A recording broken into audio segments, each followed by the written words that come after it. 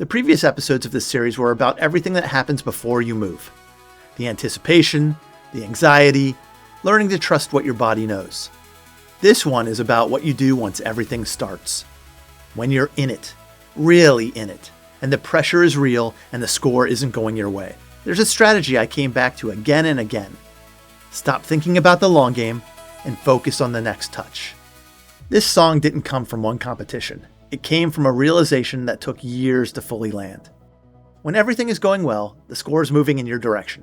Your timing is right, your opponent hasn't found an answer. You don't need to think in smaller units. The game is playing itself.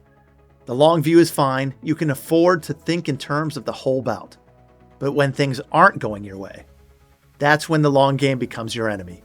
Because when things go wrong in competition, when the score starts moving against you, when your timing is off, when you can't read what your opponent is doing, the mind, at least mine, wants to calculate. How many points do I need? How much time is left? What can I do to make my opponent react differently? What has to happen for this to turn around? And all that calculation takes your attention away from the only thing that can actually change anything, the next touch. I realized at some point, and I couldn't tell you exactly when, it was gradual, that the switch from long game to short game wasn't just a fallback for bad days. It was actually the smarter approach sometimes. We've all heard the phrase, work smarter, not harder. The long game feels like strategy. It feels like you're playing intelligently. But in competition, thinking about the score, thinking about what needs to happen, that's not strategy, that's distraction. The real strategy is smaller. Push the score out of your head. Stop thinking about what you need. Stop thinking about where you are. Think about this touch, just this one, and then the next, and then the next. That's the whole philosophy. Not working harder, not willing your way through it, narrowing, focusing, getting small enough to be effective. Touch by touch is about the moment I fully understood that. Not as a concept, but as something I needed to bring every time things got difficult.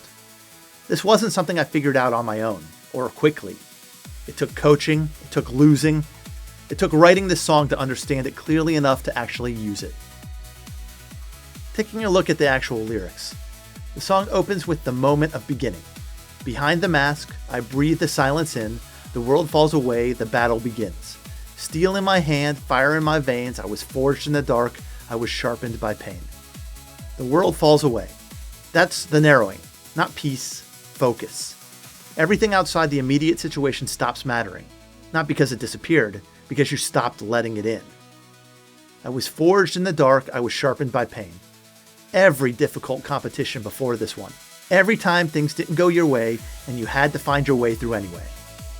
You didn't just survive those, they built this version of you. The chorus states the strategy plainly. Touch by touch, I'm rising up. Light me up, I'm fighting. Point by point, I'm climbing. I won't stop till the light is mine. Touch by touch, point by point. Not in one move, not all at once. One, then another, then another. But the line in this song I keep coming back to, my favorite in the whole track, is in the second pre-chorus. Parry the shadows, repost the night. Let me explain what that means. The shadows, the things you can see in front of you, close enough to touch, small enough to handle, the individual moment, the immediate action. The night, everything beyond that. The score, the bout, the outcome, the thing that feels too large to attack directly. You can't repost the night directly. You can't reach it in one move, but you can parry what's right in front of you, handle the shadow, then the next one, and eventually, by managing every shadow, you've reposted the night. That's the whole philosophy in one line. Don't try to solve the whole problem at once. Parry what's immediately in front of you, and trust that the night will follow. The bridge is the reset ritual. Salute, en garde, this is my moment, allez. Those words, salute, en garde, allez. They're spoken before everything begins. The ritual that starts the moment. But here in the bridge, they're not the beginning, they're the reset. Mid-competition, under pressure, you go back to the very start. You find your guard, you remind yourself this is your moment, and then you go. As for the music, Touch by Touch is another duet. Yeah, I know, I kind of got carried away after the first one. But this is intentional as well. Edge of Instinct was the conscious and subconscious finding each other. This one is what happens after that. when the whole body is working together, moving in smaller units, driving towards a single point. 2 voices, 1 direction. The song really doesn't let up. From the very first note to the last, the beat is driving, not building towards something, already there, already moving. Touch by touch, point by point, the music and the strategy are the same thing. The only moment of space in the whole track is the drop. Just a few seconds. And then, allez. The bass kicks back in, the drums return, and we're moving again. That word does exactly what it does in the competition. It's not a signal that something is about to start. It is the start. The outro doesn't resolve to calm. It resolves to certainty. I won't stop. The light is mine. Not hope, not effort, certainty.